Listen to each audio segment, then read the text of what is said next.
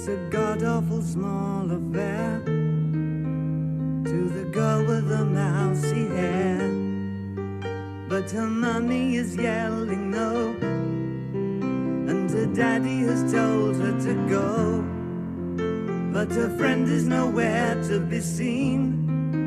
Now she walks through her sunken dream to the seat with the clearest view, and she's hooked to the silver screen. But the film is a sad thing for she's lived it 10 times or more.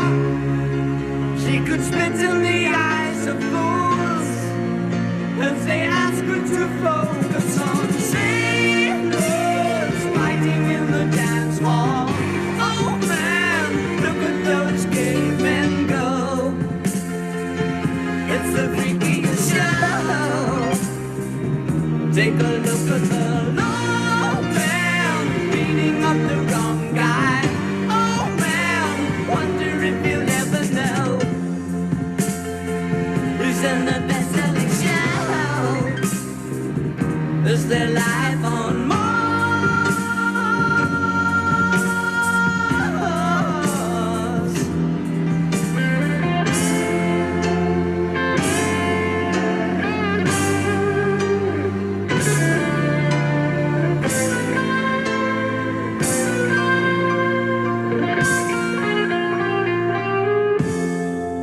It's on America's tortured brow that Mickey Mouse has grown up a cow.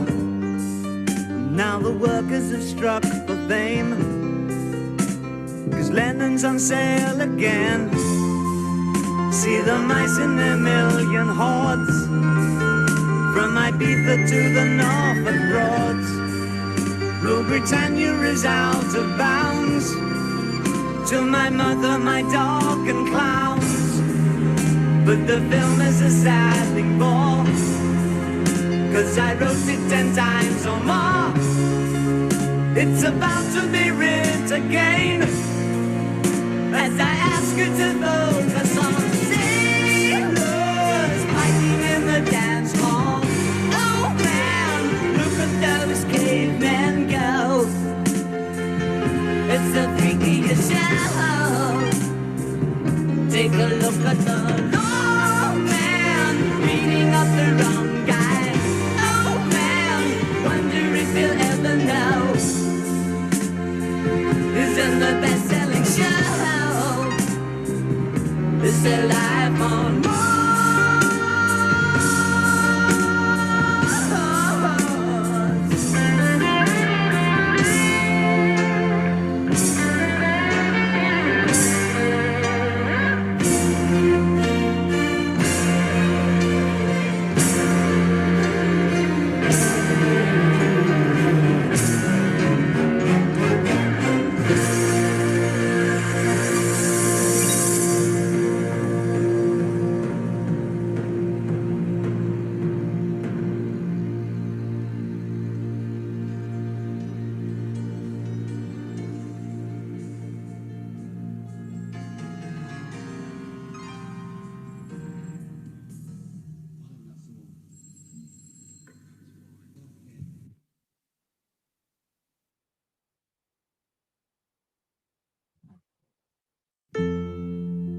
It's a god-awful small of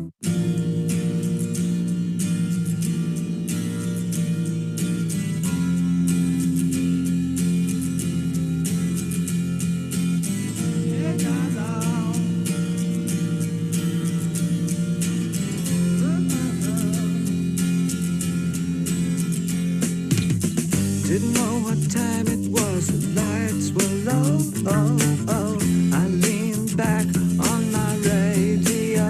Oh, oh, some cat was laying down some rock and roll, not a soul, he said.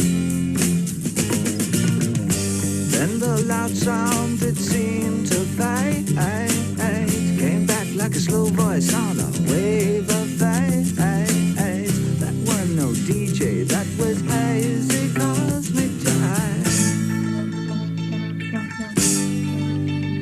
There's a starman waiting in the sky. He'd like to come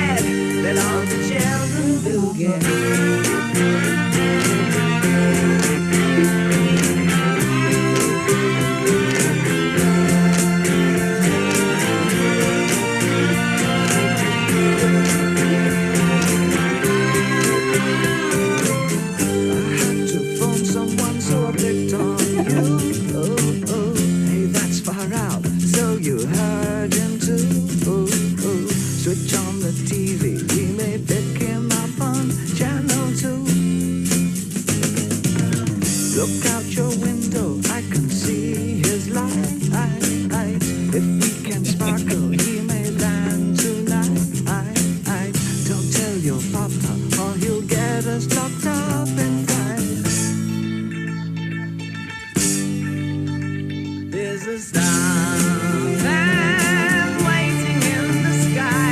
He'd like to come and meet us, but he thinks he'd blow our minds. There's a starman waiting in the sky. He's told us not to blow it, 'cause he knows it's all worthwhile. He told me, let the children lose it, let the children use it, let all the children boogie. Starman waiting in the sky. He'd like to come and meet us, but he thinks he'd blow our minds. There's a starman waiting in the sky. He's told us not to blow it, 'cause he knows it's all worthwhile. He told me, let the children lose it, let the children use it, let all the children boogie.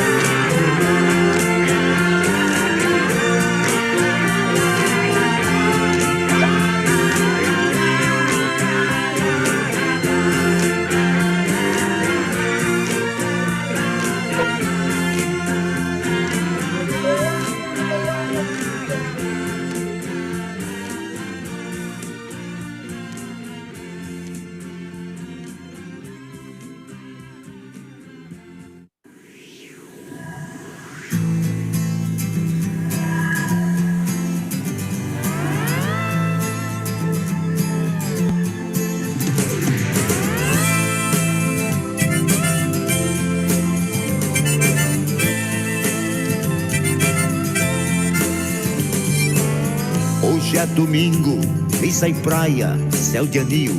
Tem sangue nos jornais, bandeiras na Avenida Zil. Lá por detrás da triste e linda Zona Sul, vai tudo muito bem. Formigas que trafegam sem porquê. E das janelas desses quartos de pensão, eu, como vetor, tranquilo eu tento uma transmutação. Ô seu moço do disco voador, me leve com você pra onde você for. Ô seu moço, mas não me deixe aqui, enquanto eu sei que tem tanta estrela por aí.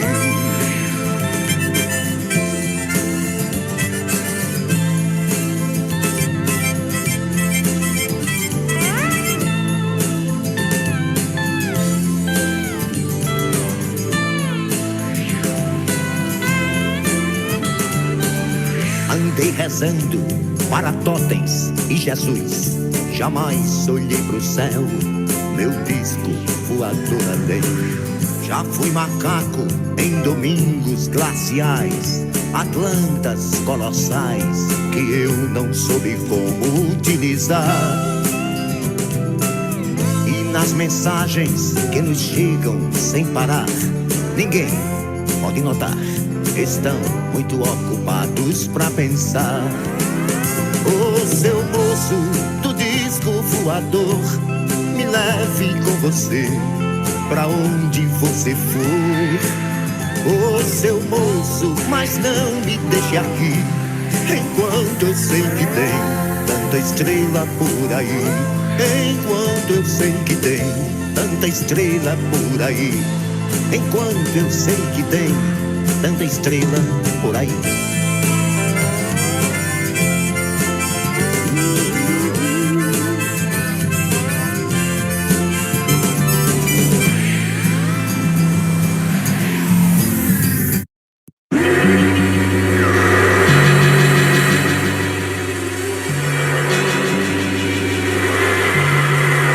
Buenas noches.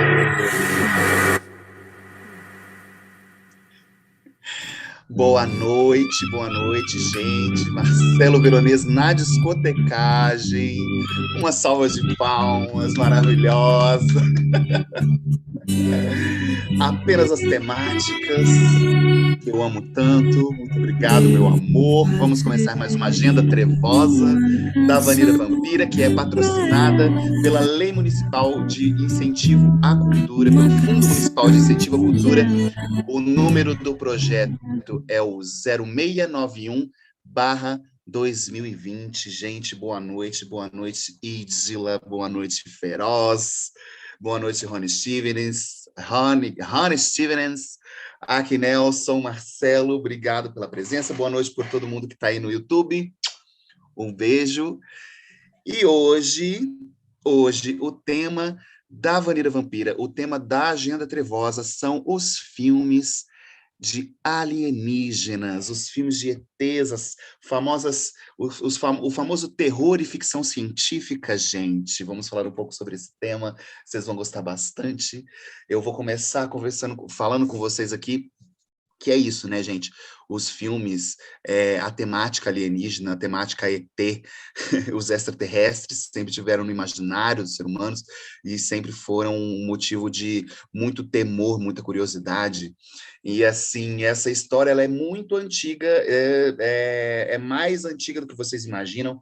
Ela tem ali, não vou dizer que é o início, mas tem aí uma marca muito forte em 1987, quando H.G. Wells lança A Guerra dos Mundos, que é um livro que fez muito sucesso na época, um livro que fala sobre a invasão do nosso planeta por marcianos inteligentes que vêm dotados de o raio da morte, né? Eles vêm caídos de uma nave marciana cai aqui no planeta, e de repente saem os marcianos atacando a raça humana com um raio pulverizador. Isso foi um babado muito grande, isso é antigo, isso é um livro maravilhoso, que tem um caso muito interessante, porque em 1938, o Orson Welles, que é um futuro cineasta, que muita gente já deve ter ouvido falar, a louca, ela faz o seguinte, ela estava transmitindo na rádio na véspera do Halloween nos Estados Unidos, o Orson Welles vai e interrompe a programação da rádio para ler um trecho da Guerra dos Mundos ao vivo, como se fosse uma transmissão jornalística. E isso ocasionou um caos absoluto em 3 cidades, o caos se espalhou, né, por 3 cidades dos Estados Unidos. Reza a lenda que 1,2 milhões de pessoas acreditaram no fato, e aí sobrecarregou as linhas telefônicas, teve gente querendo fugir da cidade, congestionamento, muito pânico e aglomerações nas ruas. Então, assim, a louca foi lá e leu um trecho da Guerra dos Mundos, para vocês terem noção do impacto do livro.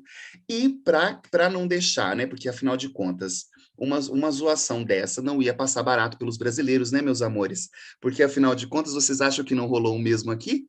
Rolou sim, em 1971, no Maranhão.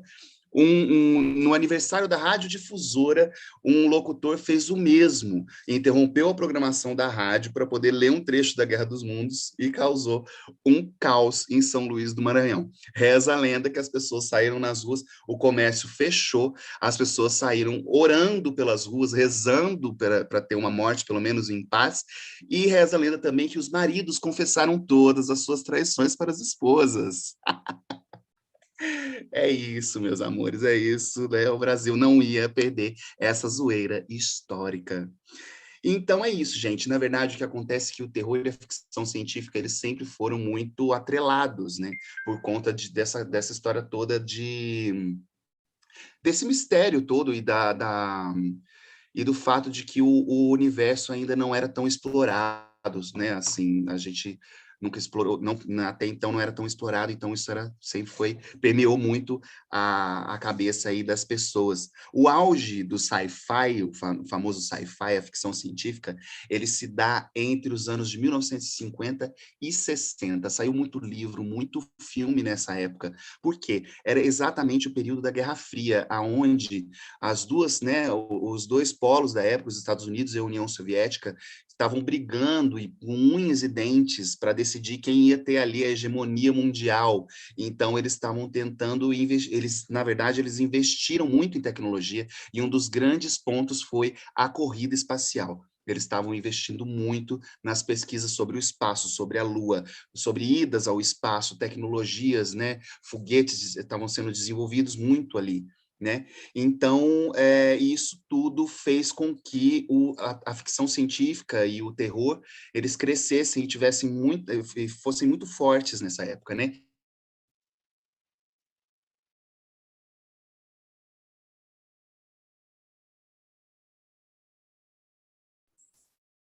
Vanira travou.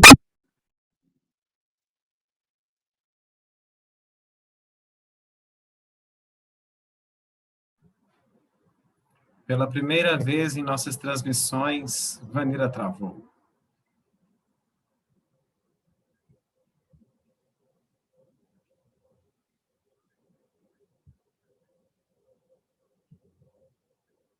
Travou, né? Beleza. Vitozinho. Enquanto... Aí, voltou. Voltamos. Sim. Rolou, gente, desculpa, tecnologias. Eu aqui falando de corrida espacial e o meu computador não funciona, não é mesmo? Mas escuta, onde é que eu parei? Fala para mim.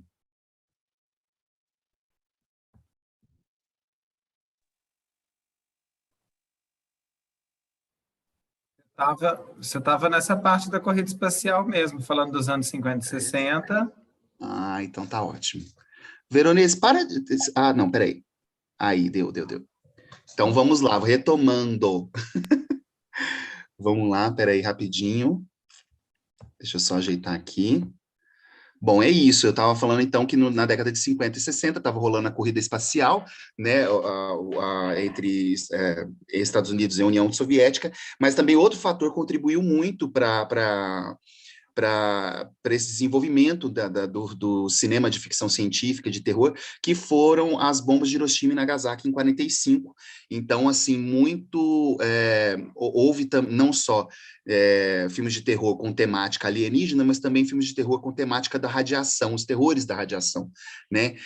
Seres e corpos modificados por conta da radiação que estava aí no mundo, e tudo mais. Então, tudo isso contribuiu muito. E fora também que foi, na década entre 50 e 60, também foi muito captado por câmeras amadoras, imagens de OVNIs, os famosos sinais, né, os sinais nas plantações, né, que aconteciam muito e acontecem até hoje. O caso Roosevelt, né, para quem não sabe, um caso muito icônico né, dessa coisa de OVNI e alienígenas. Eu vou falar mais sobre esse caso Roosevelt no próximo episódio da Vanilla Vampira, no finalzinho eu falo mais sobre isso. E a Área 51 também eram coisas que eram todas coisas que fizeram a produção de filmes sci-fi, filme de ficção científica crescer muito e o terror por conseguinte, também.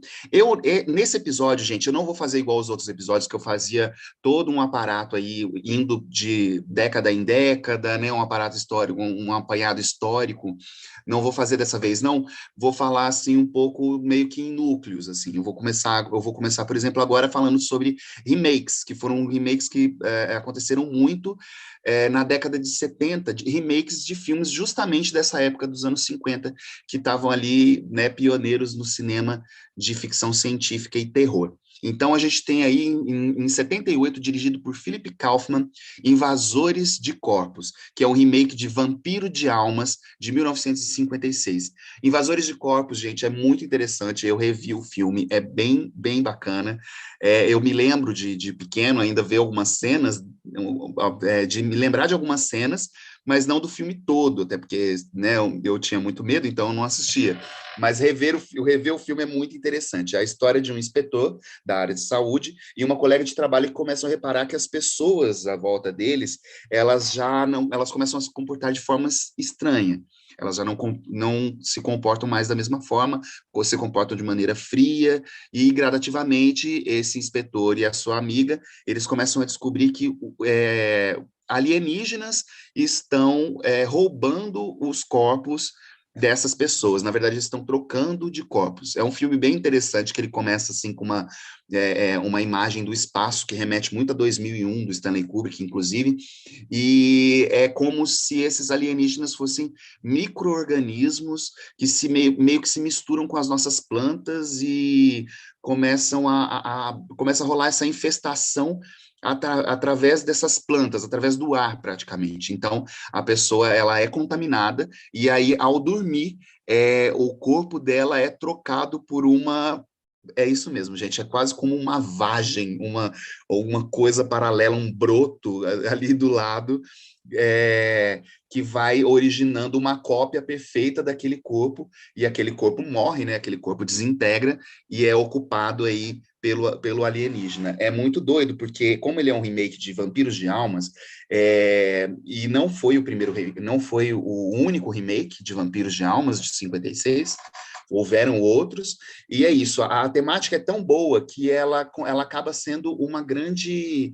É, muito, muito preciosa para metáforas, entendeu? Então, assim, Vampiros de Almas, em 56, vai fazer justamente essa metáfora com o terror da invasão comunista, sabe? E também a imposição do governo americano sobre o pensar, né, dos norte-americanos, né? Então, dessa imposição dessa padronização deles terem que ser todos iguais e respeitarem, né, a ideologia capitalista e tudo mais. No caso do Invasores de Corpos de 78, eles vão fazer um paralelo aí com a paranoia do caso de Watergate, que é o caso onde eles descobrem que o presidente Nixon, ele foi descoberta gravações, né, gravações dele, que eram provas de que ele estava usando planos ilegais contra a oposição. Então, é isso, assim, vai um paralelo aí sobre as pessoas não são exatamente aquilo que elas parecem ser, né? E essa luta pela humanidade, pela manutenção da individualidade das pessoas também, nessa época aí, com o movimento hippie e tudo mais. Então, tem esse paralelo muito interessante. Tem efeitos especiais incrivelmente maravilhosos. É interessante, gente, porque eu percebo que nessa época, apesar de hoje a gente ter aí um CGI, né, que é aquela tecnologia de computação gráfica que é excelente, incrível, nos traz uma realidade muito perfeita, a coisa animatrônica, a coisa... esses efeitos mais rústicos da época eram muito bons, eram muito interessantes, e traz uma coisa tátil para a gente que é muito legal. Fora isso, também tem a coisa do grito dos alienígenas. Eles têm um grito de alerta que eles dão para os outros alienígenas, que é bem assustador, é muito legal, vale a pena de ver. Um outro remake, né, um remake aí, no caso, que vem de um filme do mesmo nome, é O Enigma de Outro Mundo, dirigido por ninguém menos que John Carpenter, porque, afinal de contas, né, gente, nem só de Halloween este homem viveu no final de 70 e início de 80. Então, ele fez O Enigma de Outro Mundo, que é outro filme interessantíssimo. E é muito curioso, porque o Enigma de Outro Mundo, do John Carpenter, é lançado no mesmo dia e na mesma data de Blade Runner. Os dois foram grandes fracassos de bilheteria, grandes e absolutos fracassos de bilheteria, que vieram só ser reconhecidos como filmes cults e dado assim, o devido valor que eles mereciam anos e anos depois.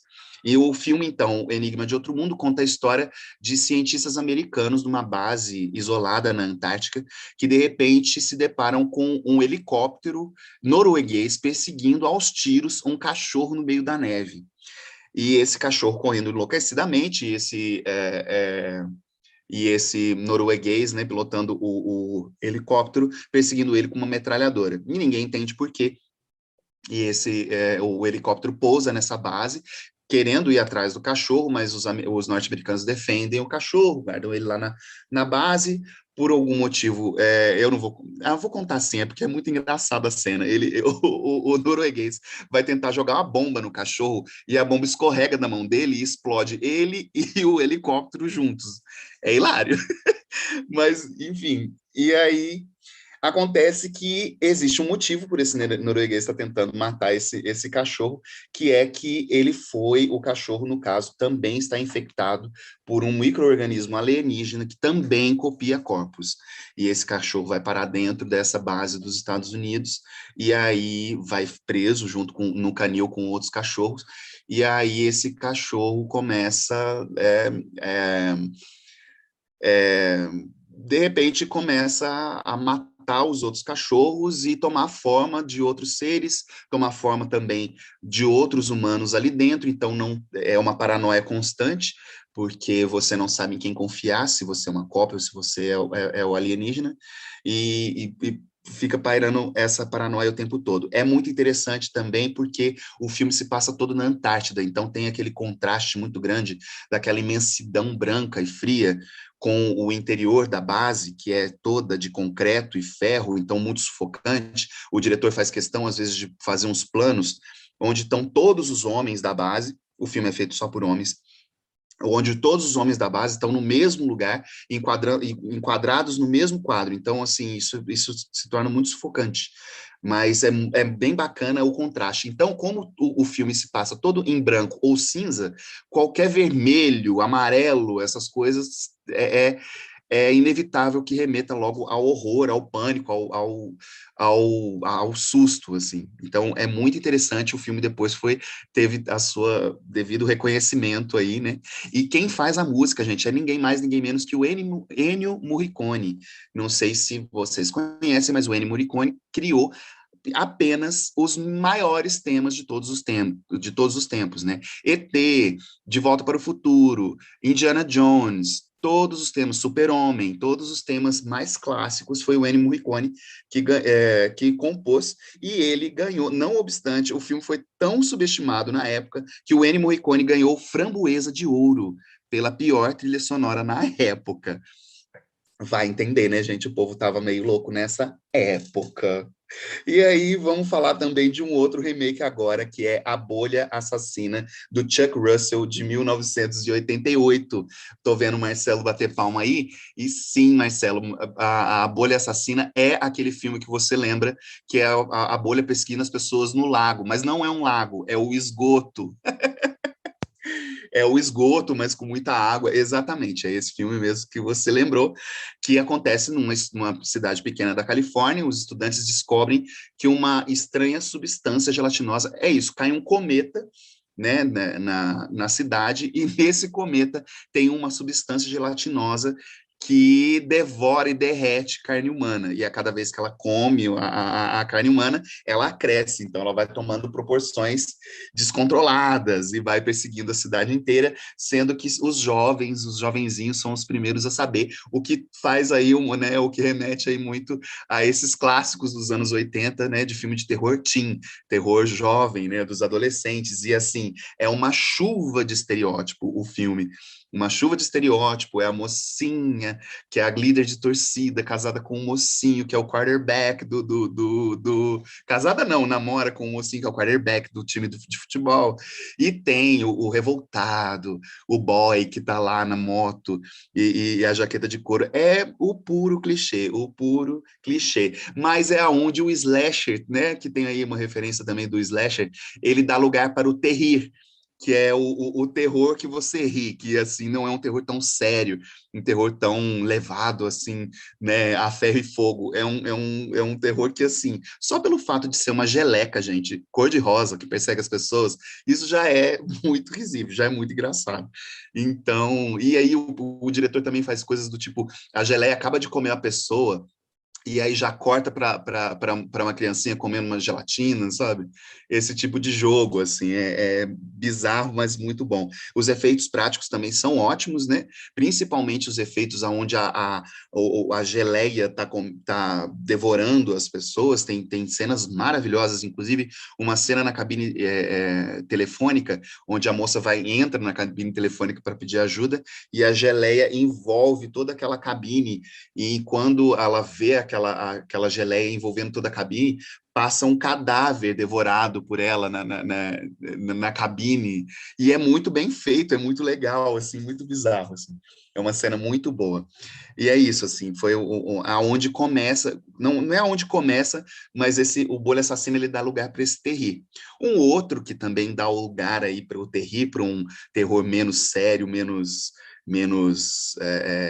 psicológico e a ferro a fogo, como eu disse, é A Hora das Criaturas. Criaturas passava muito na Band, gente. Eu lembro demais desse filme na Band, pelo menos. A Bolha Assassina passava no Cinema em Casa, no SBT direto, e esse A Hora das Criaturas passava na Band. A Hora das Criaturas é de Stephen Herrick, em 1986. Ele vem depois de Gremlins, então pega aí um pouco a carona aí na onda dos Gremlins, que aliás os Gremlins não são alienígenas, tá, gente? Os Gremlins são figuras mitológicas, eu vou falar deles em outro episódio, mas a Hora das Criaturas, eles são alienígenas que escapam de um planeta prisão, eles escapam de uma prisão intergaláctica. E é muito engraçado. Escapam de uma prisão intergaláctica e vão parar numa cidadezinha também no interior dos Estados Unidos. Só que eles são seres peludos, são bolinhas de pelo, literalmente, que andam inclusive rolando, que têm dentes afiadíssimos, disparam espinhos e devoram tudo o que está pela frente deles, absolutamente tudo. Então, é uma outra coisa muito engraçada. Tem personagens que são muito cômicos, tipo o bêbado que vivia prevendo, né, que os alienígenas iam chegar na Terra e tudo mais. Ele faz um alívio cômico ali, e as próprias criaturas são muito engraçadas, né, gente? É muito bizarro você ter uns bichinhos felpudos que andam rolando e de repente comem as pessoas assim, deliberadamente. É muito engraçado. E curiosidade é que no primeiro Criaturas lançou ninguém mais, ninguém menos que o Billy Zane, o boy que fez Titanic, para quem não lembra, né, que era o marido da Kate Winslet na época, e lançou também, aí no caso, na sequência, no terceiro volume da sequência, Leonardo DiCaprio, meus amores. Ninguém mais, ninguém menos, Leonardo DiCaprio, novinho, muito baby, foi lançado aí no filme A Hora das Criaturas. Vale a pena ver, porque é muito divertido, é muito engraçado. E, de novo, eu volto a dizer que esses efeitos animatrônicos, às vezes, eles são bizarros, eles são muito grotescos, mas eles têm o seu lugar aí, eu acho, sabe? Que eles têm aí uma coisa bem interessante. Aí agora eu vou dar um salto e vou falar agora, na verdade não muito salto, vou retornar, porque As Criaturas é de 88, mas Alien, o Oitavo Passageiro, de Ridley Scott, é de 1979. Eu já falei sobre o Alien aqui, para quem acompanhou, no primeiro episódio aqui da Agenda Trevosa, eu trouxe o Matheus, maravilhoso, meu amigo, que é fã de Alien e da Sigourney Weaver, que falou bastante sobre a história, né, aí do alienígena, de uma tripulação, né, de uma nave espacial que, antes de retornar à Terra, é interceptada por um sinal num asteroide, e é ordenado a eles que eles investiguem o local. E, na verdade, depois você vai descobrir que, na verdade, isso tudo era um plano, né, da empresa que contratou esses tripulantes, né, dessa nave espacial, para que eles fossem infectados pelo alien, que é o xenomorfo, um bicho muito bizarro, que todo mundo deve saber aí quem é aquele da boquinha, que tem a boquinha que né, não basta ter uma, tem que ter a outra que sai de dentro. E o bicho, ele é completamente nocivo, extremamente assustador, porque não só ele ele tem o sangue de aço, ele é praticamente imortal, é um animal muito, muito resistente e extremamente assassino. É maravilhoso, gente, é dirigido pelo Ridley Scott, que dirigiu também o Blade Runner, então é muito bem dirigido, é muito obscuro, extremamente obscuro, é tudo em tons bastante metálicos, frios e escuro mesmo, um filme bastante obscuro, muito interessante. Mas como a gente já falou muito dele no primeiro episódio, eu queria falar um pouco sobre as origens do Alien. Então, porque aí no futuro Prometheus foi lançado, se eu não me engano, agora em 2014, 2012, eu não me lembro, agora eu não estou com a data aqui, mas depois eu coloco lá embaixo nos comentários. Mas o Prometheus foi lançado e ele vai explicar um pouco sobre a origem do Alien, mas não só do Alien, como a nossa origem, porque aí o Alien Prometheus vai contar a história de uma equipe de cientistas que embarca numa jornada em busca da história da vida mesmo, né, descobrir a verdade sobre a origem da raça humana. E eles descobrem um planeta, e eles descobrem um planeta onde nesse planeta existem os engenheiros, que são seres alienígenas, humanoides, porque parecem bastante com a nossa estrutura física, e logo na primeira cena de Prometheus mostra um desses engenheiros vindo para a Terra, bebendo um líquido preto e caindo, praticamente um veneno, se matando e caindo na água onde o corpo dele se dissolve e aonde as moléculas do próprio corpo vão dando origem à vida como a gente conhece hoje. Então, na verdade, os engenheiros, eles são grandes cientistas, né, e experimentadores da genética, eles fazem experimentos genéticos, e um desses experimentos genéticos gerou o Alien. Então, é muito interessante. O filme é bastante criticado, com uma certa razão, porque não precisavam mexer do que estava tão bom, mas não deixa de ser interessante, tem suas coisas interessantes, acho que vale a pena ver. Partindo aí dessa coisa do Alien, agora vai ser uma bem interessante. Partindo dessa coisa do Alien, porque daí, olha só que coisa, né? Em 78, como eu disse, tinha um slasher, onde você tinha um assassino mascarado que perseguia os jovens e tudo mais. Aí, houve uma aí nessa época do Alien, de 79, 80, a iniciativa de fazer com que, então, esse assassino mascarado fosse um ser de outro mundo, de outro planeta, ou não sobrenatural, não um fantasma, mas um alienígena. E nessa leva de alienígenas, além de surgir o Alien, que perseguia, né, a tripulação, surgiu quem?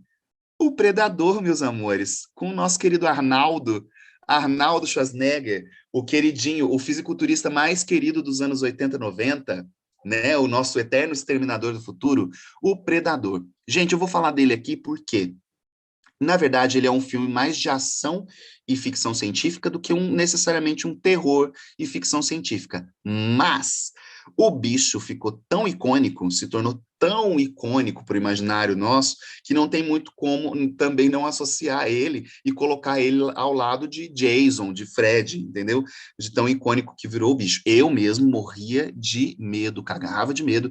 Dos meus maiores traumas de infância foi o filme Predador, que conta a história aí de um grupo que vai resgatar aí os políticos presos na Guatemala e, de repente, eles se deparam com um ser que caça eles, né? E ele é um ser que se camufla no meio da selva, e ele tem a visão de calor, também tão nocivo e quase imortal quanto o Alien, né? Do Ridley Scott e tudo mais. Foi um filme que foi um baita de um sucesso de bilheteria, então não tive como passar aqui, não teve como ele passar ileso aqui, apesar dele ser mais ação do que terror. Vamos dar um salto aí, vamos agora para Sinais, do M. Night Shyamalan, de 2002. M. Night Shyamalan, que fez O Sexto Sentido, né, um filme incrível, que foi um absoluto sucesso, né, de bilheteria na época e até hoje, né, eu acho que já é considerado um clássico. Sinais vai contar a história do condado de Bucks, na Pensilvânia, aonde vive o viúvo Graham Hess, interpretado por Mel Gibson, né? E ele tem uma plantação de milho e um belo dia ele se depara com aqueles famosos sinais, né? Com os sinais que vocês já devem ter ouvido falar no próximo episódio. Provavelmente eu e a Tamira vamos falar bastante desses sinais também. Mas os sinais nas plantações são extremamente simétricos, né, extremamente bem feitos, e o que supostamente não poderiam ser feitos do dia para a noite nem por alguém humano. Então, que isso levantou muita pulga atrás da orelha do mundo, né? Esses sinais que foram aparecendo. E então, os sinais vai trabalhar, o filme vai trabalhar essa história. O viúvo que mora com o irmão e os seus 2 filhos, e eles vão se deparar com esses sinais e vão entendendo que esses sinais vão aparecendo em toda a parte do mundo, numa proporção muito grande, né, numa quantidade muito grande e significativa. Inclusive, tem uma cena que se passa aqui no Brasil, em Passos, no filme, passa uma cena onde eles estão vendo o jornal, e aí no plantão do jornal que eles estão vendo, passa aqui uma cena da cidade de Passos, onde um dos alienígenas que fez esses sinais apareceu. E aí, isso tudo se dá porque, na verdade, eles estão encarando, na verdade, uma invasão alienígena, né, de alienígenas hostis, e que tentam não dominar o mundo. Depois a gente vai entender que eles não estão querendo dominar o mundo, mas eles estão querendo levar pessoas daqui. Então, é um filme interessante. Eu, particularmente, não acho um filme tão bom assim, mas é um filme legal, é um filme interessante de ver. O M. Night Shyamalan tem uma direção interessante, eu gosto dos enquadramentos dele. Tem uma coisa que eu não gosto muito, é que ele tenta misturar o humor, e eu não vejo problema nisso, mas eu acho que às vezes o humor fica um pouco deslocado no meio do filme e acaba tirando o clímax, que poderia ser interessante de suspense. Mas, de qualquer maneira, é um filme bacana de se ver, vale a pena, acho interessante. Vejam, procurem por aí. Depois disso, aí, né, muita coisa foi feita, muita coisa com esse tema foi feita, mas aí eu vou falar um pouco também agora sobre o found footage, que eu já citei aqui um pouco falando sobre A Bruxa de Blair, que é esse filme que é como se fosse uma fita encontrada, né? O found footage, que é como se fosse um documentário perdido que foi encontrado, e aí você vai ver que aí as filmagens elas se passam assim, nesse formato meio documental, assim, que traz uma realidade muito interessante, e por isso causa um incômodo e uma aflição bem grande pela proximidade com a realidade que esse tipo de filmagem traz. Então, gente, então aí rola que também os filmes de ficção científica e terror também se aproveitaram disso, e aí a gente tem em 2008 Cloverfield, um monstro, que é a história do Rob Hawkins, que está em Nova York, indo morar no Japão, e ele decide fazer uma festa de despedida no alto do prédio onde ele mora, com os amigos, aí ele tem uma tretinha com a namorada, e aí vai resolvendo isso, e no meio disso acontece que cai um bichão, um monstrão do céu, né? Cai um monstro mesmo, né? Numa nave alienígena, e começa a atacar e destruir a cidade. O filme todo é feito e filmado com câmeras amadoras, então isso dá muita agonia, dá muito desespero, assim, por conta desse tipo de foto. O Cloverfield, ele tem algumas sequências. Tem uma delas que eu não coloquei aqui, porque eles chamam Rua Cloverfield 10. É muito, muito bom. É muito interessante de ver. Eu vou falar dele aqui, porque ele não é muito sobre alienígena. Ele, na verdade, vai falar mais sobre cativeiro. É uma menina que ela acorda, meio tonta, meio sem saber, na casa de um cara que ela também não sabe muito bem quem é, e o filme vai se desenrolando dela tentando sair desse lugar. Tem a ver, é feito no universo do Cloverfield, os monstros, ET, tá tudo lá fora, mas ela tá presa nesse lugar que ela não sabe muito bem onde é que é. Então, é bom, mas é muito bom de assistir. Cloverfield, Rua 10. Depois procurem, que é bacana. E um outro de found footage, que é o Área 51, de 2015, que vai abordar aí a mística sobre a Área 51, né, gente? A Área 51 é uma base militar em Nevada, nos Estados Unidos, que ela é ultra secreta. Tipo assim, não tem muito nada demais. Acontece que tudo que é feito lá não é divulgado, mas isso é, né, pano para manga para todo mundo fazer grandes especulações e teorias da conspiração sobre a Área 51. né, sobre a relação da Área 51 com o caso Roosevelt, né, os alienígenas, o desenvolvimento de armas espaciais, essas coisas todas. Então, isso cria o imaginário aí para a gente especular bastante o que rola nessa bendita dessa Área 51. E aí acontece que os jovens Chris, Rob, Natalie e Paul, eles conhecem um cara que diz que tem um vídeo onde vai ser revelado tudo, é um vídeo revelador sobre a Área 51, ele trabalha na Área 51, e aí essas jovens decidem invadir a área, também filmando tudo por uma câmerazinha, e acontecem as coisas mais bizarras e assustadoras nesse formato que causa tanta agonia para gente, para o nosso coração. Gente, e é isso. Agora eu vou falar um pouco sobre um outro filme, já estou caminhando aí para o final, vou falar sobre um filme aí que puxa um pouco da sardinha que eu gosto tanto, que são os filmes de herói, que é uma coisa que vai misturar um pouco uma coisa com a outra, mas fica bastante interessante, que é um filme de 2019 chamado Brightburn, do David Yarovesky, David Yarovesky, Brightburn, de 2019. O Brightburn, ele é interessante porque ele vai fazer uma paródia do Super-Homem. O Super-Homem, para quem não sabe, ele é um kryptoniano, ele é um alienígena, né? Ele vem de Krypton, o planeta dele explode e ele é enviado numa sonda para sobreviver aqui na Terra. Então, ele vem e aqui na Terra, por conta do Sol, né, por conta do nosso Sol, faz com que o Super-Homem tenha superpoderes, que ele fique super poderoso, voe e tenha pele ultra resistente, esse tipo de coisa. O Brightburn vai fazer uma paródia, então é a mesma origem. É um casal, né, também nos Estados Unidos, é um casal que não pode ter filhos, mas eles querem muito ter filhos, e a moça pede muito para ter filhos, não sei o quê, e aí vem e cai uma sonda, né, uma nave espacial, cai no quintal deles, e quando eles vão ver, tem uma criança lá dentro, ou é o que, pelo menos é o que parece, né, uma coisa muito parecida com uma criança, com um menino lá dentro.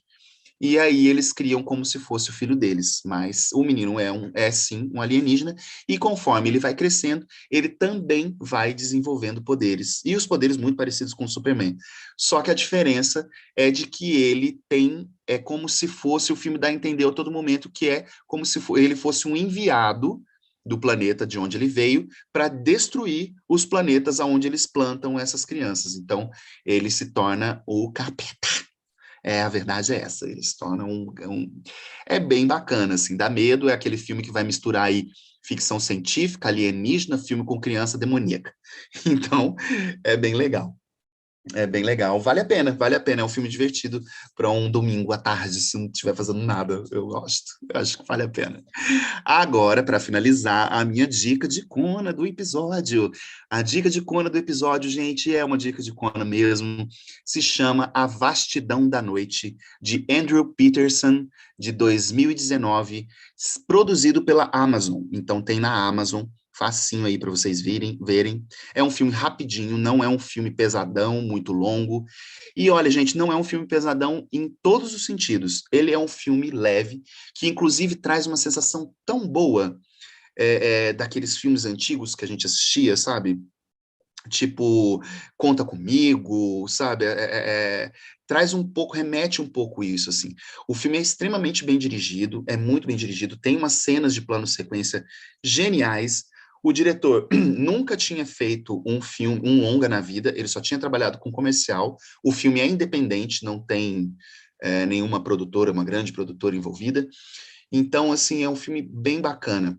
Por ser o primeiro filme desse cineasta, ele já começou com o pé direito ali muito bem, sinceramente, porque é um filme que se passa na década de 50, nessa época, né, da Guerra Fria, onde o sci-fi está se desenvolvendo, então ele pega aí um pouco, ele mistura, ele faz essa homenagem, né, aos filmes de sci-fi da década de 50, se passa na década de 50, tem dois protagonistas muito bacanas, que tem uma química entre eles genial, bem legal, e tem cenas com plano sequência, muito interessante, e o filme é isso, a trama acompanha, né, a cidade do Novo México, no fim dos anos 50, época aí né, que eu falei da corrida, né, da corrida espacial e tudo mais, e aí uma telefonista e um radialista começam a captar, né, uma interferência no sinal, tanto do telefone quanto da rádio, que eles começam a suspeitar de que seja algo de outro planeta. E aí essa interferência na rádio, ela atinge outras pessoas, aí vem uma figura que viveu na guerra do Vietnã, se eu não me engano, em alguma guerra, que liga, entra em contato com a rádio e fala, olha, eu já ouvi esse sinal, e esse sinal é um negócio. Então o filme ele cria uma atmosfera de mistério muito legal, muito gostoso, assim, e dessa coisa deles tentarem desvendar esse mistério. Então, é muito interessante. Mais do que um medo e um pavor gigante, assim, o filme traz essa onda de mistério que é muito legal. Então, esta é a minha dica de Conan, e eu vou agora me despedir de vocês, agradecer a presença de todos. Fiquem aí com as dicas, depois eu vou colocar todos os filmes que eu falei, todos os filmes que eu citei, eu vou colocar na descrição ali do link no YouTube, vocês podem acompanhar lá, tá? E é isso, semana que vem, não, na verdade não, semana que vem não, no próximo episódio, a gente vai ter a presença aqui da minha querida, amada Tamira Mantovani, que é uma pessoa maravilhosa e uma profunda conhecedora dos casos ufológicos, então a gente vai falar sobre casos reais. Vou dizer para vocês que esse episódio aqui nem medo deu tanto, tá, gente? Eu acho que o próximo sim, o próximo vai dar mais medinho. Então, por favor, nos acompanhem, compartilhe com as amizades. E é isso. Obrigado, presença de todo mundo. Um beijo. Vai botar uma musiquinha, Marcelo? Então, um beijo para vocês, gente. Até a próxima.